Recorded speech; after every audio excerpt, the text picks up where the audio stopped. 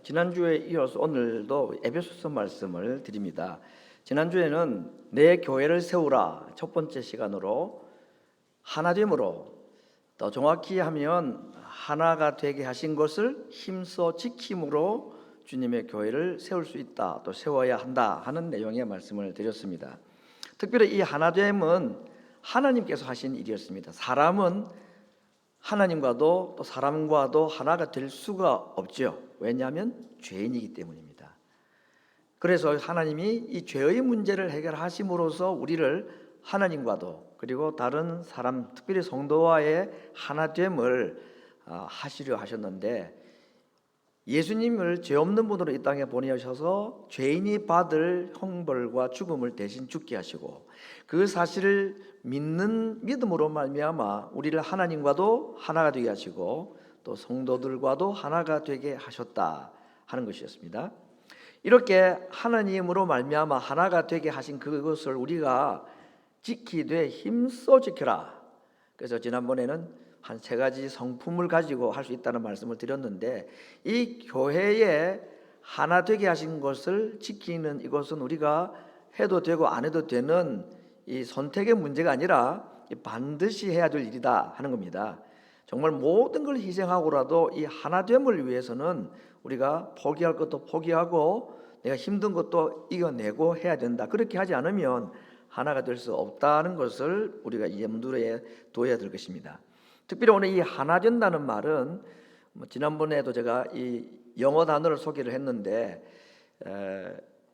하나님과의 하나됨, 사람과의 하나됨이 할 때 이 하나됨이라는 것은 유니티라는 단어를 사용했다고 했습니다. 그러니까 영어로 말하면 one 또는 oneness, 하나가 단수, 하나가 아니라 여러 다양한 것들이 함께 복합적으로 어우러져서 일치성을 이루는 것. 그러니까 단일이 아니고 일치다. 단일과 일치는 다르죠. 단일은 하나죠. 붕어빵 틀에 들어가는 모든 밀가루는 똑같은 붕어빵으로 다 공장지처럼 찍혀 나옵니다. 이건 유니티가 아니고 이건 하나 원니스입니다. 그러나 성경에서 말씀하는 교회가 이루어야 될 이 하나됨이라는 일치성이라는 것은 성품도 성격도 배경도 다 다른데, 그런데 이것이 하나의 목적을 위해서 모여서 하나의 일치성을 이루어내는 것, 이게 어려워 보이지만 사실 우리가 하나가 된 것도 우리가 한 것이 아니라 하나님이 하신 것이기 때문에 우리의 힘으로는 이것이 어렵고 힘들고 불가능해 보이지만, 그러나 성령께서 우리에게 오늘 주시는 오늘 말씀을 통해서 보면 이거 하나됨이 가능하고 또 하나님께서 그렇게 하기를 원하신다 하는 것을 우리가 볼 수가 있겠습니다. 오늘 보게 될 말씀이 이제 첫 번째 7절 말씀을 좀 보고자 하는데, 7절을 좀 이렇게 제가 숫자로 나누어서 분석을 했습니다. 그러나 라는 단어가 들어가고, 우리 각 사람에게 그리스도의 선물의 분량대로 은혜를 주셨다. 이 세 단어를 꼭 기억하면 좋겠습니다. 첫 번째 우리에게 주시는 말씀은 교회 안에 모든 성도들에게 각 사람에게 은사를 주셨다. 각 사람, 한 사람 한 사람마다 다른 은사 또는 사명 또는 재능, 이런 것들을 주셨다 하는 것입니다. 그러니까 다양할 수밖에 없죠. 교회의 성품도 성격도 재능도 생각도 다양할 수밖에 없습니다. 다르다는 말이죠. 이게 첫 번째 의미가 이 각 사람에게 주신 은사다 하는 것을 우리가 보게 됩니다. 오늘 이제 이 구절을 중심으로 이제 몇 가지 말씀을 드리고자 하는데, 사람의 몸이라는 게 정말 다양한 것들로 구성이 되어 있습니다. 우리 몸은 하나이지만 이 뼈가 한 206개 정도 된대요. 그리고 장기, 심장, 신장, 콩팥, 이런 여러 장기들이 한 210가지 정도가 된다고 합니다. 관절이 마디마디가 한 1000마디, 100마디, 100관절이 있다고 합니다. 우리 몸의 혈관의 길이가 모세 혈관까지 하면요, 자그마치 10만 킬로미터랍니다. 이 상상이 됩니까, 여러분? 지구를 3바퀴 돌고도 남는 정도의 이 혈관이 우리 몸에 있다는 거예요. 그렇지만 몸은 하나입니다. 다 다양한 장기들이 있고 다양한 구조들이 있어도 우리의 몸은 하나다. 이게 오늘 성경에서 말씀하는 하나됨에 대한 이야기인 것입니다. 성도들의 생각이 다 다양하지만 그러나 하나의 목적을 향해서 함께 모이고 또 내 것을 내려놓고 또 남을 위해서 내가 힘든 일도 내가 감당을 하고 이렇게 함으로써 하나의 몸, 그리스도의 몸이 세워진다. 그렇게 말씀을 하고 있습니다. 여기 이제 각 사람에게 다양한 은사를 주셨다고 할 때에 우리 오늘 7절에 보니까 제가 성경 앞에 한글 성경에는 없는데 영어로는 but이라는 단어 있죠. 그러나라는 단어가 들어갔다고 했습니다. 원어 성경도 그렇고 다른 영어 성경도 이게 그러나라는 단어로 시작합니다. 이 말은 6절과 7절에 차이가 있다 그 말이죠. 6절까지 내용은 뭐냐면 한마디로 말하면 그것이었습니다. 하나의 몸, 하나의 성령, 한 세례, 한 주, 한 하나님, 모든 것이 하나라는 단어로 묶여져 있었는데 7절에서는 하나라는 말을 쓰지 않고 다양하다는 말로 시작합니다. 몸이 다양하듯이, 몸의 기능들이 다 다양하듯이 한 몸으로 부름받았지만 그러나 우리 각자가 다 다르게 다양한 은사를 하나님께서 우리에게 주셨다. 이것이 오늘 그러나라는 단어로 시작하는 말씀의 의미라고 볼 수가 있겠습니다. 두 번째는 오늘 7절 말씀에 의하면 하나님께서 우리에게 주신 이것이 선물이라고 했습니다. 우리가 이제 은혜, 은사, 재능 이것을 우리가 얻어낸 것이 아니고 내가 개발해낸 것이 아니고 물론 내가 열심히 하다 보면 이것이 내게 더 좋은 재능으로 발달하는 경우가 있죠. 그러나 타고난 이 재능이라는 은사라는 것은 하나님께서 주신 것이다. 그래서 이것을 우리가 하나님의 주신 또는 주님이 주신 그 주인이 예수님이시다. 그런 말씀인 것입니다. 그러니까 이 은사라는 것은요 우리에게 잘 보관하라고 주신 것이 아니고 사용하라고 주신 것이다. 사용하지 않으면 한 달란트 받은 종과 같이 그냥 묻어두었다가 당신이 내게 주신 것 당신이 받으셨습니다 하고 내어놓으면 그 하나님 앞에 나중에 책망을 받습니다. 악하고 게으른 종이라고 하였습니다. 그래서 하나님께서 우리에게 주신 생명도 그렇고 우리에게 주신 모든 사명 또는 은사, 재능 그러면 이렇게 하면 나는 은사가 없는 것 같은데요. 나는 아무것도 할 수 있는 것이 없습니다 라고 말하는 분이 있는데 그건 하나님 저는 생명이 없습니다 하는 말과 비슷합니다. 생명이 있는 사람은 다 사명이 있는 겁니다. 또 은사가 다 주어진 겁니다. 어떤 것인지 내가 잘하고 또 하고 싶어지고 하고 또 좋은 일이 열매가 있고 이게 사실은 은사라고 말할 수 있는데 그런 은사를 우리에게 주셨다 하는 겁니다. 그건 사용하라고 주신 것이다. 왜? 하나님이 우리에게 선물로 주신 것이기 때문에 사용해야 된다. 그런데 이 사용을 하되 누구를 위해 사용이 되느냐 이게 중요합니다. 자, 하나님께서 우리에게 은사라는 것 또는 재능 또는 달란트를 주셨습니다. 사용하라고 주셨다 그랬죠. 근데 누구를 위해서 어떻게 사용이 되는가? 나를 위해 사용해서는 안 되고 누구를 위해서? 남을 위해서 사용하라고 주셨습니다. 주님을 위해서 사용하는 거 아닙니까? 주님을 위해서 사용하는 건 맞는데 성경에서는 오늘 우리가 보게 될 고린도전서 10장 31절 말씀 우리가 잘 아는 말씀이죠. 먹든지 마시든지 무엇을 하든지 다 하나님의 영광을 위하여 하라. 그러니까 내게 주신 은사나 재능을 나를 위해서가 아니라 하나님을 위해서 사용한다는 말이 맞죠. 맞습니다. 그런데 오늘 이 하나님의 영광을 위해서 한다는 거 이 말씀의 의미를 바로 그 다음 구절인 고린도전서 10장 32절과 33절 말씀에서는 다시 설명을 하였습니다. 유대인에게나 헬라인에게나 하나님의 교회에나 거치는 자가 되지 말고 나와 같이 모든 일에 모든 사람을 기쁘게 하여 누구를 기쁘게 하여? 하나님을 기쁘게 하여 다른 사람을 기쁘게 하라. 이거 성경적이지 않지 않습니까? 하나님을 기쁘시게 해야죠. 여러분이 하나님을 기쁘시게 하는 것과 다른 사람을 기쁘게 하는 것 하나님의 영광을 위하는 것과 다른 사람의 유익을 위하는 것이 구별된 것이 아니라는 것입니다. 남을 기쁘게 하는 것이 하나님을 기쁘게 하는 것이고, 물론 사람을 기쁘게 하는 것 때문에 하나님을 슬프게 하는 것은 안 되죠. 그렇죠?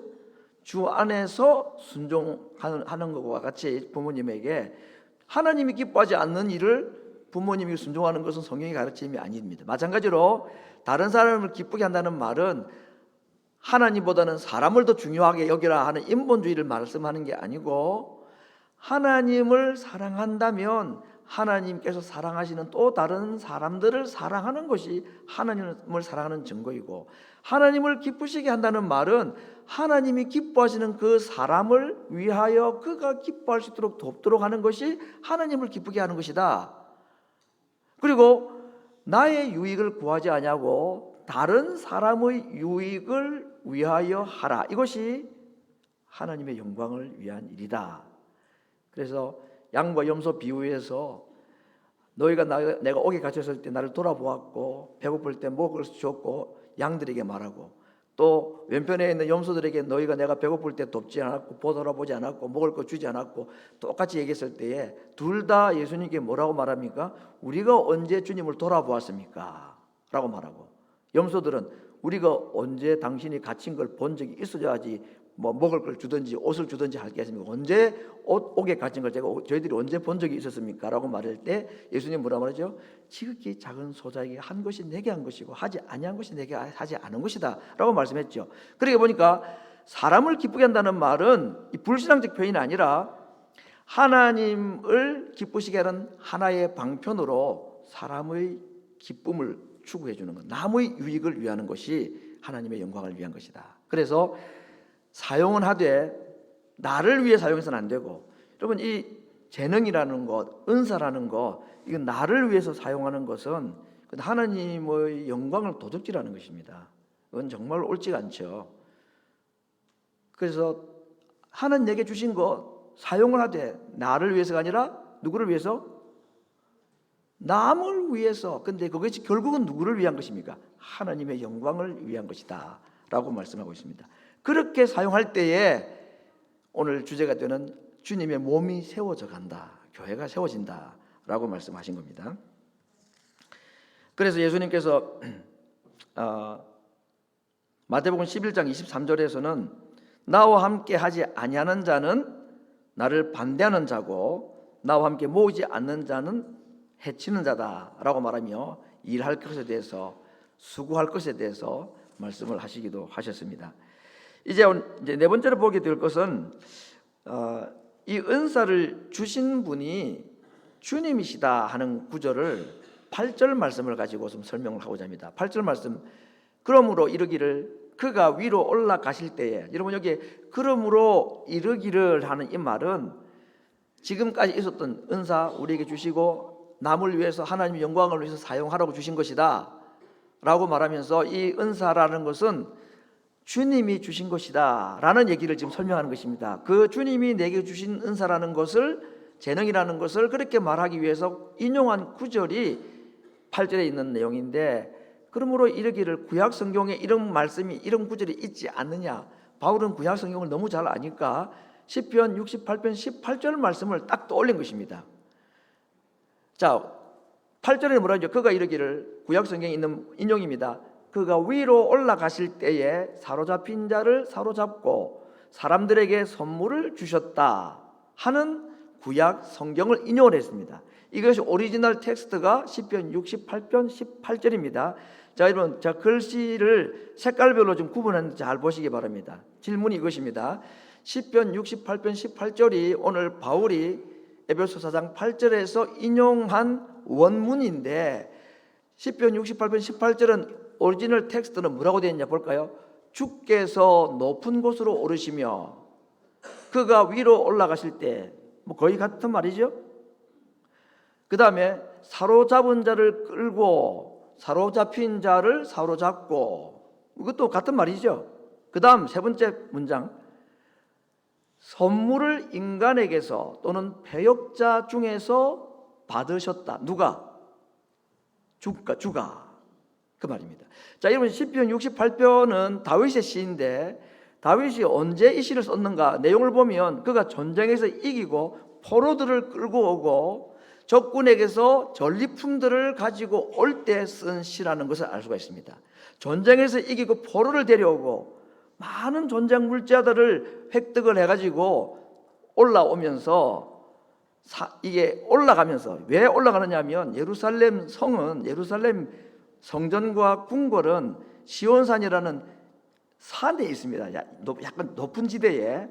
그래서 우리가 시편에 보면 성전에 올라가는 노래 그랬죠. 그 말은 그냥 성전 예배당에 간다는 말을 아주 고상하게 올라간다고 표현했다고 볼 수 있지만, 성전 자체가 지대가 높기 때문에 성전에 가려면 내려갈 수는 없고 반드시 올라가야 되는 거예요. 그래서 자기도 전쟁을 끝내고 물자들을 가지고 포로들을 끌고 예루살렘 자기 궁전이 있는 곳으로 어떻게 가고 있죠? 올라가고 있는 겁니다 지금.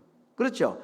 근데 여러분, 다윗이 전쟁에서 이기고 포로와 전리품을 가지고 예루살렘으로, 성으로 올라가는데 시편 68편 18절에 보니까 누가 지금 올라간다고 그럽니까?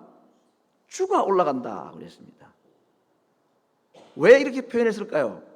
이 전쟁에서 이기게 하신 분이 내가 아니고 하나님께서 하셨기 때문이다 하는 것이고, 그래서 그 주님이 전쟁에서 이기고 우리를 데리고 지금 올라가시는 겁니다. 지금 높은 곳으로, 예루살렘 성전으로, 그 안에 있는 지성소로, 하나님이 계시는 곳으로 올라간다 라고 말하는 것입니다.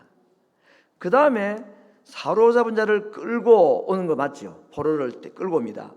그 다음에 선물을 인간에게서, 특별히 패역자, 적군들에게서 무엇을요? 선물을 어떻게 받아서 올라온다 라고 말합니다.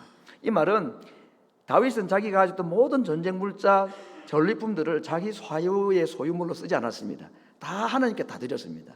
이게 자기가 한 얘기를 그대로 한 것이요. 근데 내가 전쟁에서 이기고 포로 데려오고 전쟁 물자 획득해가지고 예루살렘 성전으로 올라간다고 말하지 않고 주가 높은 곳으로 올라가시고 사로잡은 자들에게서 전리품들을 빼앗아 가지고 가져가신다. 그래서 자기가 하나님께 다 드린 겁니다, 사실은.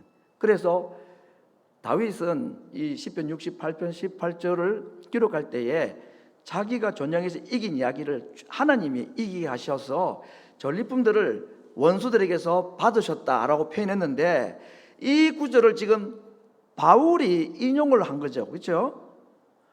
그런데 앞에 말은 다 맞습니다. 그가 누구죠? 예수님에게 이루어진 것으로 지금 적용하고 있는 겁니다. 탁월한 깨달음이죠. 자, 다윗의 시를 바울이 누구에게 적용시키고 있습니까? 이걸 예수님에게 적용시킵니다. 자, 그러면 그가, 예수님이 위로 올라가실 때 어떤 장면일까요? 승천하시는 장면이죠. 그죠? 위로 올라가실 때, 그 다음에 뭐죠? 앞에 다시 보십시오. 앞에. 네. 사로잡힌 자를 사로잡고, 이 사로잡힌 자는 누굴까요? 사탄을 사로잡았다고 볼 수 있겠습니다. 다윗의 이야기를 예수님 얘기를 그대로 적용하고 있습니다.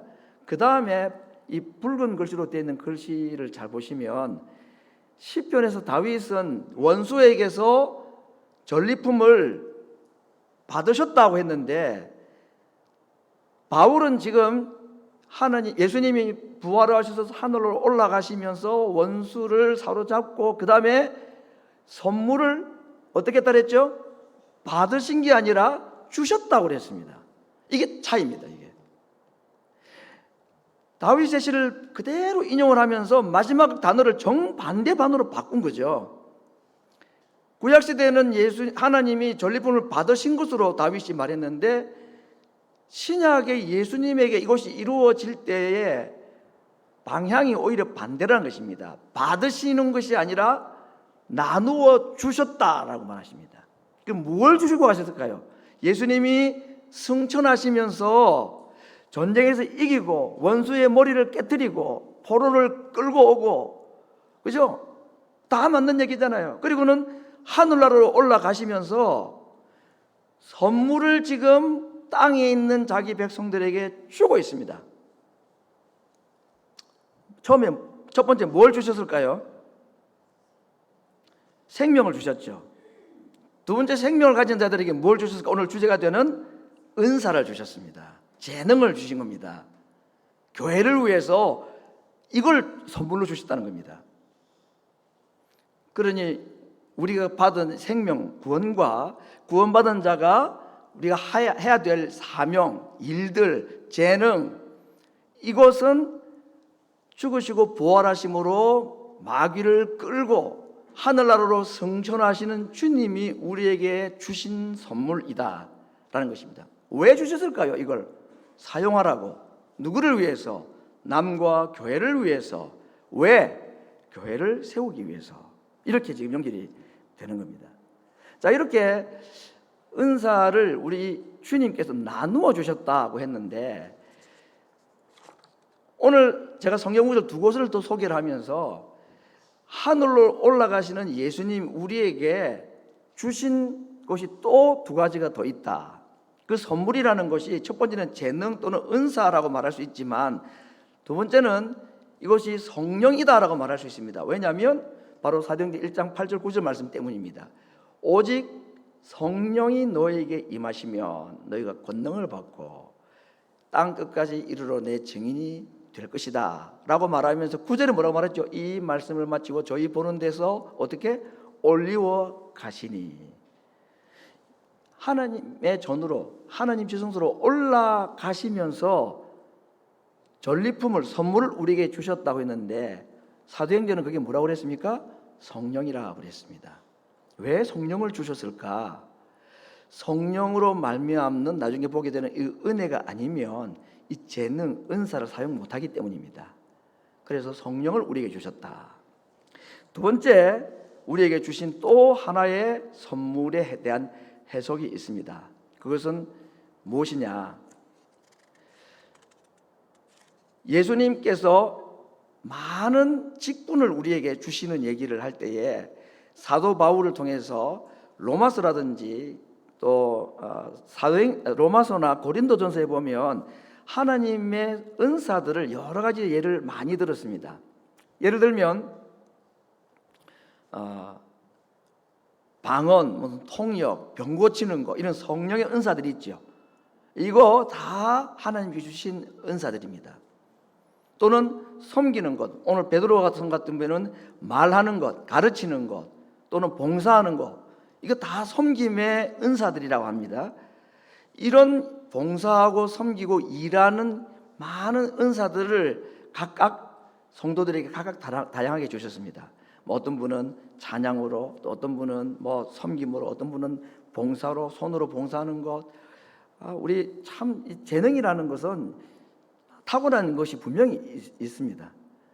이거 참 또 개인 얘기를 해서 그렇습니다만은, 우리 심윤인 장로님이 우리 지난 한 몇 달 동안에 교회 안팎으로, 이게 오래된 건물이다 보니까 참 문제가 많았는데, 어떻게 하나님 주셨다 그래요. 그 추수감사절 첫째 주에 나왔는가, 그 감사 제목 보면 그분의 감사 제목이 나옵니다. 정말 하나님께서 깨닫게 하셨대요. 여기 바로 우리 복사실 앞에 물 새는, 이게 도무지 지하실 물 새는 건 못 잡았어요. YMCA 관리하는 사람도 못 찾았습니다. 이유는 몰라. 어디서 새는지. 결국은 이게 에어컨 물이라는 것을 발견했던 거죠.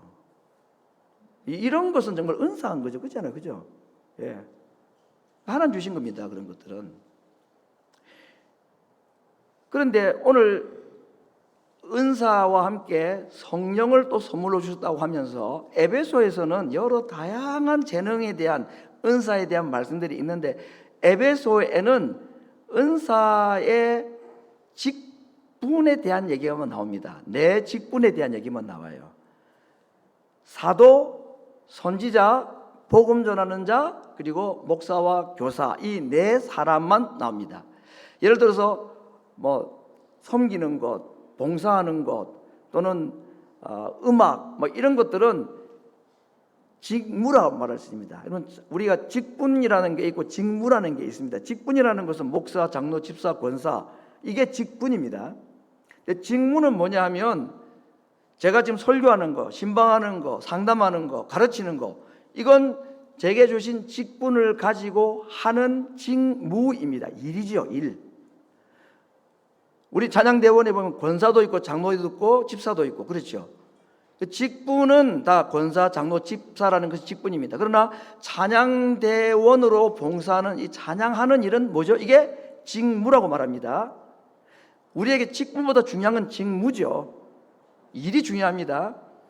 이게 바로 은사라는 것이죠. 이 일을 하기 위해서 하나님께서 우리에게 은사를 주셨는데, 은사를 잘 활용하기 위해서 무엇이 필요하냐? 우리에게 성령의 도우심이 필요하다. 그래서 누가 말하려거든 성령이 하시는 것 같이 하라. 봉사하려거든 하나님이 공급하시는 힘으로 하라. 그게 성령으로 말미암아 봉사하는 것을 말하는 거죠. 그런데 에베소에는 앞에 말씀드렸던 이런 섬기는 거, 뭐 봉사하는 이런 얘기가 안 나오고 네 가지 직분이 나와요. 직무가 아니라 직분이. 사도, 선지자, 복음 전하는 자, 가르치는 일에 더 잘하는 목사와 교사, 요 네 직분을 주셨습니다. 여러분, 에베소에 나타난 이 네 직분은 무엇과 연관된 직분일까요? 말씀과 연관된 직분입니다. 그래서 다시 말하면 예수님이 하늘로 올라가시면서 우리에게 직분이 아니라 직무를 주시고 또는 사명을 주시고 또 달란트를, 재능을 주시고 그렇게 일을 맡겨놓고 가셨다고 했습니다. 그거 묻어두면 안 된다고 그랬습니다. 그렇죠? 사용하라고 그랬습니다. 근데 그 일을 잘하기 위해서 성령을 보내주셨다. 하늘로 올라가시면서. 동시에 또 하나를 더 주신 것인데 그게 뭐다 하면 말씀을 남겨두고 가셨다는 겁니다. 이 에베소에 나와 있는 이 네 가지 직분은 전부 말씀과 관련된 직분이기 때문에 그렇습니다. 자, 그렇다면 하나님께서 우리에게 거해를 위해서 직무라는 걸 주셨죠. 일거리를 주신 겁니다. 그렇죠? 사명, 은사, 재능 이런 걸 주고 가셨습니다. 근데 이 일거리만 딱 준 게 아니라 두 가지를 더 주고 가셨다는 것이죠. 성령과 말씀을 주셨습니다. 왜 주고 가셨을까요? 성령과 말씀이 아니면 우리가 은혜로 이 직문을 감당할 수 없기 때문입니다. 우리가 이 일을 잘 감당하기 위해서 반드시 필요한 게 뭐냐면 직무를 잘하고 재능을, 달란트를 잘 사용하기 위해서는 반드시 우리에게 은혜가 있어야 되는 것입니다. 은혜 없이 일할 수 있습니다. 그러나 하면 안 됩니다. 그건. 왜 은혜 없이 일을 하면 안 되느냐? 일을 했는데 잘 될 수가 있죠. 잘 된다는 말은 무슨 말이냐면 사람들이 야 당신 정말 잘합니다. 뭐 너무너무 잘했다고, 오늘 좋았다고 막 이렇게 박수 쳐주고 이게 잘 되는 겁니다. 그런데 은혜가 없이 그 일을 하고 잘 되면 이 사람 어떻게 될까요? 교만하지요. 100%입니다. 사탄이 절대로 가만히 있지 않습니다. 은혜로 무장되지 않은 사람이 일 잘하고 난 다음에 갈 수 있는 곳은 딱 한 가지밖에 없습니다. 교만의 자리밖에 없습니다. 저는 성경을 보면서 그런 생각해 봤습니다. 하나님이 가장 싫어하는 죄가 뭘까요? 그 우상숭배 죄입니다. 그렇죠? 절대 용서받지 못하는 죄죠. 근데 우상숭배 죄가 아닌, 다시 말하면 구원받은 성도들로서 우리 하나님 앞에 참 잘 살아가지 못할 때가 있는데, 구원받은 성도로서 우상숭배 죄에 빠지지 않는 사람으로서 범하는 죄 중에 하나님이 가장 싫어하는 죄가 뭘까? 살인일까? 간음일까? 도적질일까? 뭘까?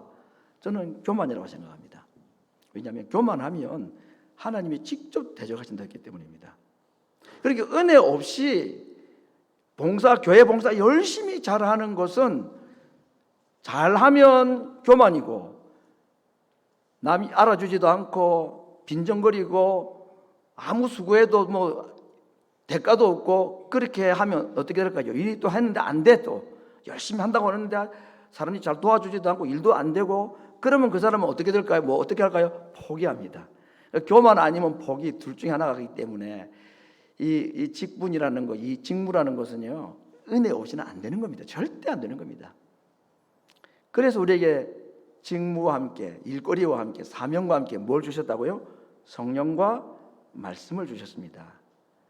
말씀 없이는 우리가 은혜 못 받습니다, 여러분. 그리고 성령님은 말씀을 통해서 우리에게 역사하십니다. 꿈으로, 환상으로 그렇게 하시는 게 아니고 오늘 이 시대 성령 하나님은 말씀으로 역사하신다고 하셨습니다. 그러므로 하나님께서 우리에게 하늘로 올라가시면서 일거리, 사명, 직분을 맡기시면서 홀로 내버려두지 아니하시고 은혜로 일을 하라고 은혜의 주체가 되시는 성령님을 우리에게 보내주셨고, 그 은혜를 잘 우리에게 전달하시기 위해서 말씀을 남겨주셔서 성령이 깨닫게 하시는 말씀으로 우리가 은혜 받아서 주시는 재능, 달란트, 사명을 잘 감당하기를 원하셔서 오늘 이러한 말씀을 우리에게 하신 것입니다. 오늘 제가 종종 들었던 우리 직분과 관련된 단어 하나를 이제 소개를 하고자 합니다. 은혜, 은사, 기쁨이라는 이 세 단어의 헬라어 단어를 소개하겠습니다. 은혜라는 것은 카리스입니다. 이제 X 발음이죠. 키역 발음은 아니고 아주 된 카리스. 사명이라는 것은 카리스마, 그리고 기쁨이라는 것은 카라입니다. 이 세 단어는 어근이 같아요. 이 말씀을 우리가 어떻게 하면 될까요? 사명은 반드시 은혜로, 카리스마는 카리스가 있어야 된다, 그 말이죠. 카리스를 가지고 카리스마, 사명 또는 직분, 이것을 우리가 수행하게 되면 그 결과는 무엇일까요? 우리에게 카라이다, 기쁨이다 하는 겁니다. 그런데 카리스 없이 사명하면 기쁨 없고, 은혜는 있는데 내 사명이 아닌 것 같은데 그거 열심히 해도 별로 기쁨이 없고, 아무튼 그 사명의 그 카리스, 그 카리스마의 그 카리스가 잘 조합을 이룰 때에 그 일에는 기쁨이 우리에게 있습니다. 그리고 우리가 그 일을 통해서 기쁨으로 그것을 봉사하게 되면, 제가 공간이 부족해서 제가 교회의 세움이라는 거 앞에 살짝 뺐거든요. 여기에 뭐가 들어갈까요? 우리가 은혜를 가지고 주시는 은혜로 우리에게 주신 그 재능이나 사명과 달란트를 잘 사용을 하게 되면 우리에게는 뭐가 오다고 그랬죠? 기쁨이 오게 됩니다. 정말 기뻐요. 여러분, 한평생 사시면서 기뻤던 일들이 있죠? 언제 제일 기뻤습니까, 여러분? 아마 미국에 이민 오신 분들로서는 영주권 나왔을 때가 기뻤을 것 같아요. 뭐 태어나면서부터 시민권 가지고 태어난 사람들한테는 통하지 않는 말이지만, 아무튼 신분 문제로 힘들어하면서 살아왔던 분들로서는 시민권 나왔을 때보다는 영주권 나왔을 때가 더 기뻤던 거 다 같을 거라 생각됩니다. 얼마나 기쁜지 모릅니다. 근데 한 5년, 10년, 20년 전에 받은 그 기쁨이 아직도 있습니까? 그거? 영주권, 지금 뭐 영주권도 없겠지만 그거 볼 때마다 막 눈물이 나고 감격이 나고 막 가슴이 벌렁벌렁하고, 와, 그때 주신 은혜 막 이런 거 없죠 지금은, 그죠? 영원하지도 않고 오래 가지도 않습니다. 무엇이 가장 기뻤습니까, 여러분? 인생 가운데서 뭐라고 말할 게 분명히 있을 겁니다. 오늘 구역 예배 때 말씀 나눠보시죠 한번. 그런데 제가 이렇게 질문 드려볼게요. 한평생 살면서 무엇이 우리에게 가장 큰 기쁨이어야 할까요? 뭐가 가장 큰 기쁨이 될 것인가? 저는 확실하게 성경적으로 이것이 가장 큰 기쁨이고 또 큰 기쁨이어야 된다, 정말 영원한 기쁨이 되는 것이 있다는 것을 저는 이것이라고 생각합니다. 그게 뭐냐? 영혼의 구원을 보는 것입니다. 영혼 구원을 보는 것입니다. 나의 자그마한 수고와 섬김과 봉사와 말씀 전함을 통해 가지고 낙심한 영혼이 힘을 얻고, 하나님 알지 못한 사람이 하나님을 알고 복음을 깨닫고 예수님을 믿고, 그래서 예수님을 나의 구주로 고백하는 그것을 볼 때에 그게 얼마나 기쁜 일인지 모릅니다. 그건.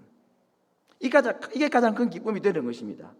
자, 그렇다면 여러분, 내게 주신 이 사명이라는 것을, 카리스마라는 것을 성경과 성령의 깨닫게 하심으로 말미암아 은혜로 그걸 내가 잘 감당하게 될 때에 내게는 기쁨인데, 내가 그걸 기쁨으로 그것을 감당하는 것을 보실 때에 하나님은 어떻게 되실까요? 하나님은 영광을 받으십니다.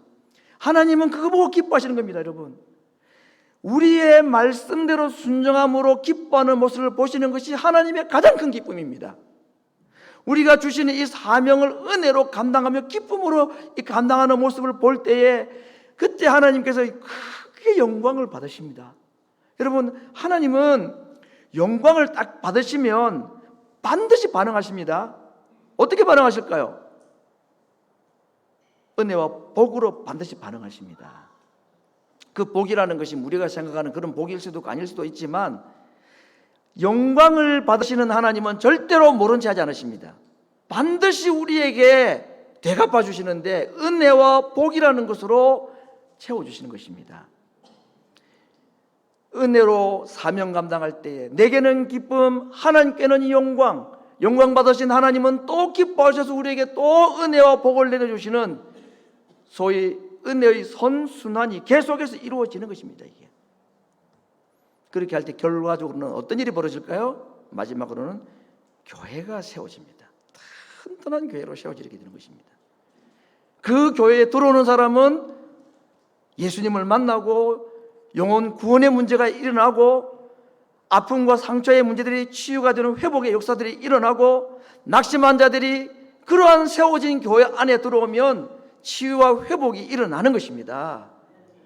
이것이 하나님께서 우리에게 성령을 보내시고 말씀을 보내주셔서 은혜로 우리에게 주신 사명을 감당하라고 주님께서 이런 구조로 우리에게 인도하시고 오늘 이것을 바울이 말씀해 주고 있는 것입니다. 성도 여러분, 오늘이 12월 둘째 주일입니다. 오늘은 구역 예배가 있는 주일이기도 하지만 제가 지난주와 이번 주에 이어서 감사절 설교 이어서 교회를 세우자 하는 이 주님의 부탁 앞에 하나됨으로 또 우리에게 주신 은사를 은혜로 잘 감당함으로 교회를 세우자라고 말씀을 드리는 이유를 혹시 눈치를 채셨는지는 모르겠습니다만은 내년 한 해 정말 하나님께서 생명 주시고 그분이 위로 올라가셨다고 말할 때 뭐라고 표현하냐면 올라가셨다는 말은 내려가셨다는 게 존재가 되지 않았느냐 그 말을 했죠. 그렇죠? 내려가신 게 뭐죠? 죽으시고 무덤에 장사되신 걸 말합니다. 그리고 올라가시면서 우리에게 사명을 주셨다 그랬습니다.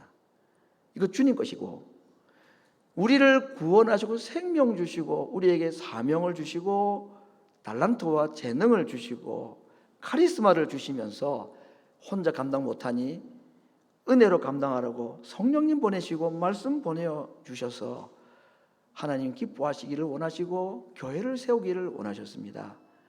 내년 한 해 하나님 앞에서 내가 어떻게 자그마한 일이라도 주신 달란트 그냥 땅에 묻어 있다가 마지막에 가져가 그게 아니라 사용하라고 주신 달란트 어떻게 무엇인지를 알고 어떻게 사용될 것인지 그래서 우리가 예배 때마다 말씀을 대할 때마다 읽고 듣고 쓰고 암송할 때마다 성령의 도우심으로 그 말씀이 내게 큰 은혜가 되게 해달라고 그 주시는 힘으로 자그마한 수고와 봉사 그것이 하나님 앞에 영광이 되는 그러한 은혜 그러한 새로운 한 해의 봉사를 위해서 기도하시면서 하나님의 부르심 앞에 응답하고 순종하여서 내 교회를 세워달라는 주님의 말씀에 참 잘 수종드는 모든 성도들 모든 교인들 되시기를 말씀으로 축원합니다. 우리 같이 기도하겠습니다.